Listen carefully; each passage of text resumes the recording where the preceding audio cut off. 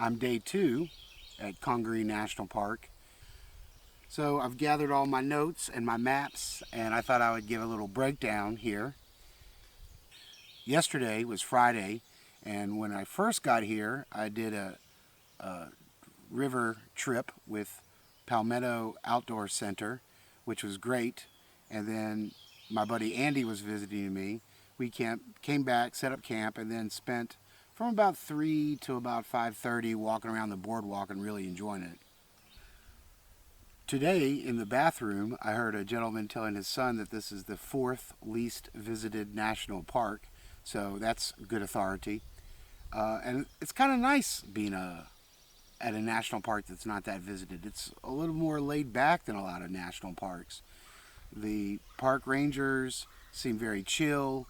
I'm in the campground. I didn't have to check in anywhere. I just, made my reservation and pulled on in. So when we went canoeing yesterday, the parking lot we had to ourselves. So I don't know. It's kind of not, even though maybe there's more majestic national parks, it's nice being in one that's not overrun with people. I'm staying in the national parks campground because that's kind of the only choice if you're going to spend the night here. A lot of national parks have like commercial campgrounds near the entrance and places like that, sometimes that have cabins.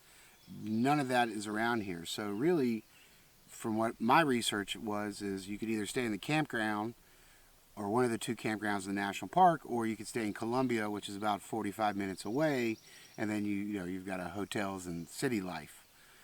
I like camping and being here at night, so if you like camping, that's great. The 2 campgrounds don't have any shower, so I will be camping here 2 nights, so by Sunday I'm sure I will smell very fresh. Congaree National Park is not a swamp. It is an old-growth floodplain forest. I'll say that again, an old-growth floodplain forest. So it looks like a swamp, but it's not. It just floods a lot. The Congaree River can flood, and also Cedar Creek can also flood. So the water can go up or down 10 feet over a year. So right now, the water is very, very low. That made the canoeing a little challenging yesterday. And on the boardwalk, you don't see a lot of water. I'd like to come back when the water is really, really up. I did mention to a couple people that it's 20% chance of rain today, so I mentioned to a couple locals, I hope it rains. I'd like to see what it looks like after rain. And their response was, it gets very hot and humid. So they seem to encourage me not to want it to rain.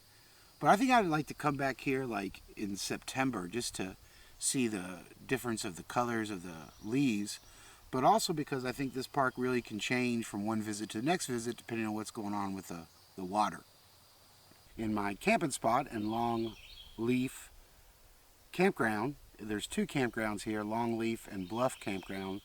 Bluff Campground, you gotta walk like 0.7 miles to the campsite. Longleaf Campground is a little bit of walk from the parking lot, but not very far.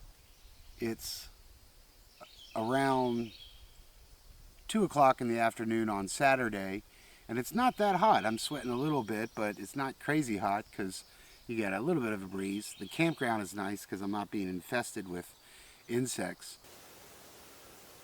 Longleaf Campground doesn't seem to have many insects, probably because it's far away from the river. When you first come into the national park, your very first left is into the Longleaf Campground and then parking for the other campground. And then it's another little bit of a drive, I'm guessing around 2-ish miles to the visitor center. There is a trail that I haven't done yet. So when I first came in, I was like, oh, the campground's right at the entrance. That's not good. But no, it's great because we're away from the water or the various bogs and lakes and whatever, so there's less insects, which is what you want when camping. Fairly typical, primitive campground sort of situation. Primitive campground is what the term is. I'm not trying to pass judgment on the campground.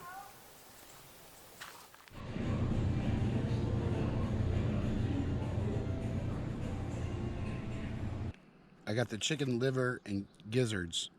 I'm not sure if this is a liver or a gizzard.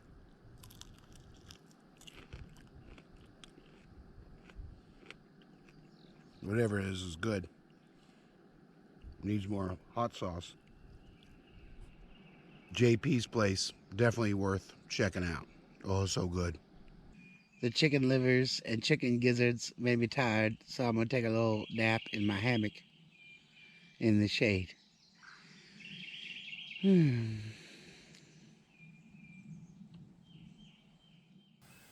One of the highlights is the Boardwalk Trail, which is 2.6 miles from the visitor center. I don't know, if I had to guess, I bet 99% of the people who come to the park end up doing the Boardwalk Trail because it's nice. It's nice and easy because it's a boardwalk. Parts of it's raised or elevated, so you can really sort of get a little bit of perspective. And you see, I'm sure, different biospheres. With the forest floor is really, really pretty here. A lot of different kinds of grasses and ferns. Sometimes swamps are not the most attractive thing in the world at ground level, but that's not the case here. It's really quite pretty because it's not a swamp, because it is a floodplain. Most of the trails start from the visitor center and the Boardwalk Trail. The Boardwalk Trail already is 2.6 miles, but if you added on, for example, the Weston Lake Trail, that'd be 4.5 miles. That's a very popular trail because it goes through a lot of old growth cypress tupelo forests on the edges of both Weston Lake and Cedar Lake. Today I went to the southeast corner of the park by car. It's about a 25-minute drive to the Bates Bridge boat landing because I wanted to see the Congaree River. I also tried to check out two of the little short trails in the southeast part of the park. The Fork Swamp Trail, which goes by the Old River, which is not a river. It's a little creek from an oxbow lake, the Old River Oxbow Lake, so that's not confusing at all. And then I also attempted to do Bates Ferry Trail, but the Bates Ferry Trail had too many deer flies just coming at me, and their bites really hurt. So I'm glad I went to see the Congaree River. I was curious about that. I don't know if I would recommend that for a normal traveler. I think I would stay by the visitor center and do all the trails around there. So this is the Fork Swamp Trail. I'm walking and talking so that none of the deer flies or other various insects figure out that I'm here. So I figure a moving target's better than a standing target. They're not as bad as the last trail that I was just on, which I think was the Bates Trail. On one of the maps, the Fox Trail looks like it goes down to the river, but the little map at the head of this, it's a little circle and doesn't go down the river. So I think it's 0.6 miles. I'm going to try to do the whole thing. The Fox Trail, the trail goes along the creek for just a little bit, and then it cuts left and left, and it's going to go through this pretty thick brush, which I'm not inclined to do. I don't think it'd be very pretty. So I'm just going to turn around and go back the other way. So I'm glad I drove out here because I wanted to see the river, but I don't know if I would recommend it for others. I think I would stay in the main part of the park near the visitor center and do the trails more around there. It's a little more scenic and pretty than, you know, coming out to this southeast corner. So I'm glad I did, but I think you, my viewer, probably do the trails more around the visitor center. I think it's a little more enjoyable for walking. A little bridge over a side creek of a side creek. I've yet to see the lizard man. Those deer flies, man, they really messed me up.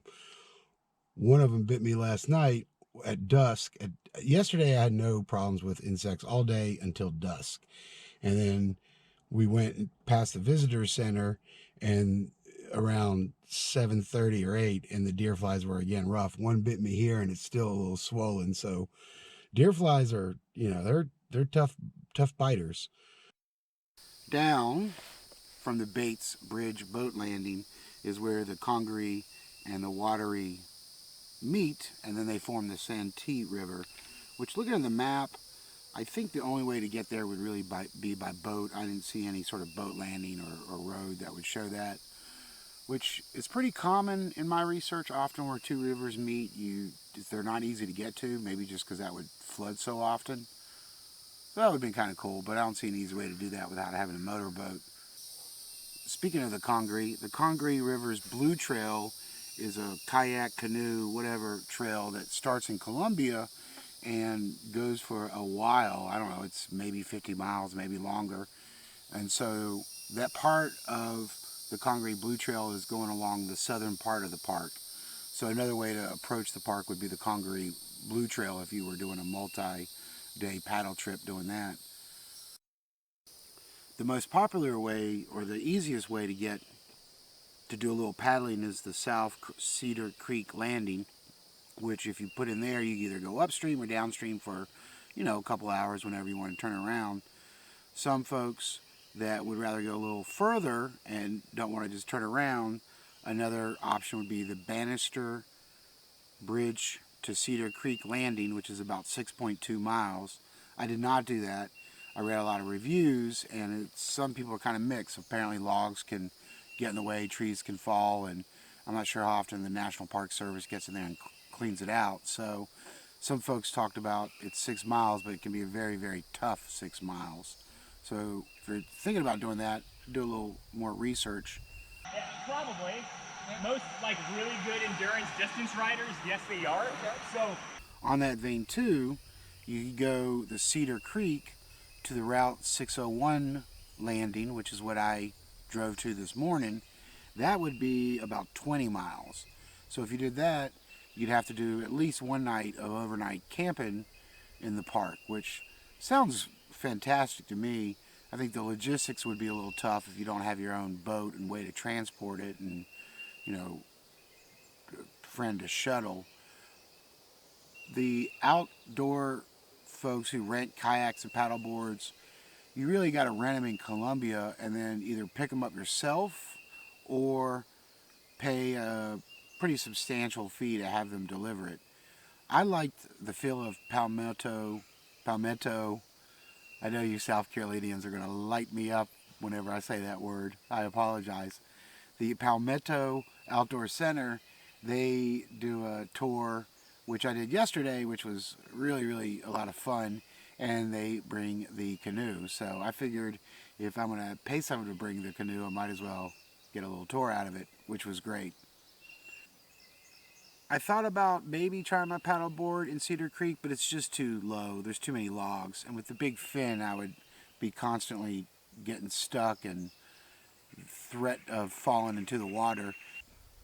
If you fall into the creek while paddleboarding, you could sink pretty deep pretty quickly. So I think stand-up paddleboarding on low water with so many logs that would keep getting in the way of my fin is not a good idea. And then the Congaree looked a little too tough to go upstream on the paddleboard. So I'm happy with the canoe trip I did. I have the paddleboard in the car. I don't think I'll be pulling it out.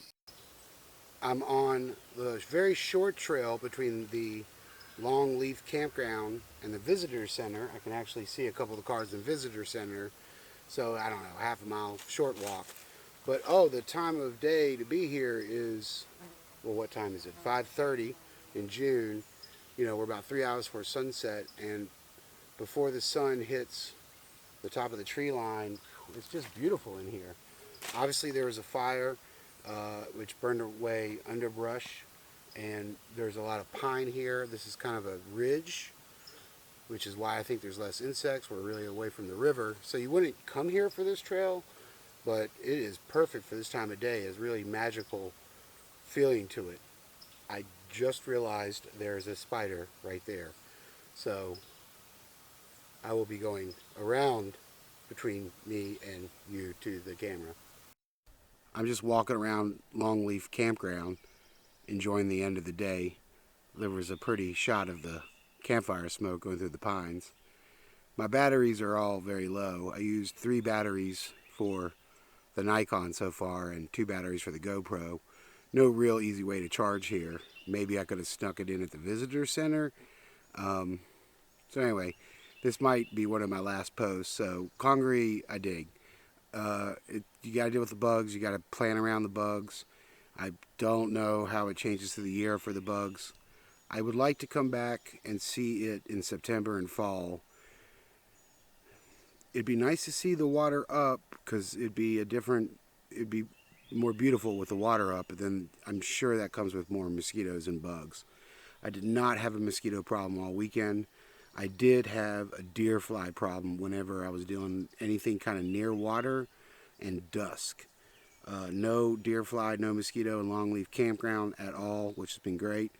So I like Congaree. I'd recommend it, especially if you're looking for something new and you're within 3 or 4 hours of it. You know, the fourth least visited park makes it pretty laid back.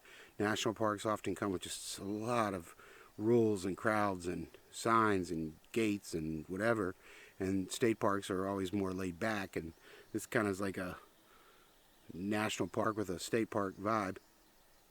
Maybe you could just hear some frogs. I would concentrate on doing the boardwalk, which everyone does, and it's great. But most of the best trails would go off the boardwalk, so boardwalk's like 2.5 miles, and any other trail that takes you to a lake, you're adding 3 or 4 miles, maybe one way. Point being, I think I would approach it where I was doing the boardwalk and knowing I was going to go straight into see one of the other lakes, and that would be the focal of the day. And also anything you can do on a boat on Cedar Creek Landing. So if you got your own boat and you can bring it on your own vehicle, totally worth doing.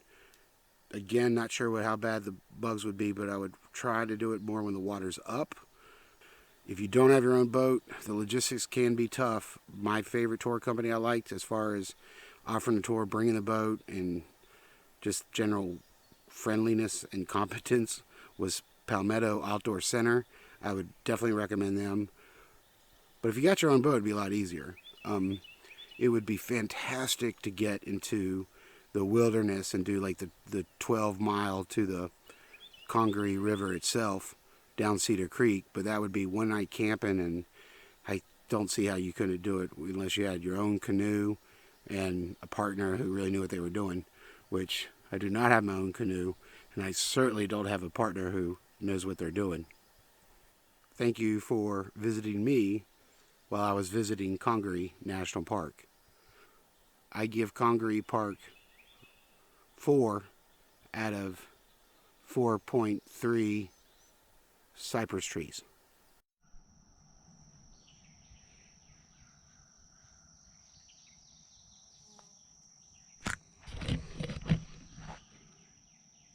So anyway, I'm just hanging. Oh, there's a high-powered rifle.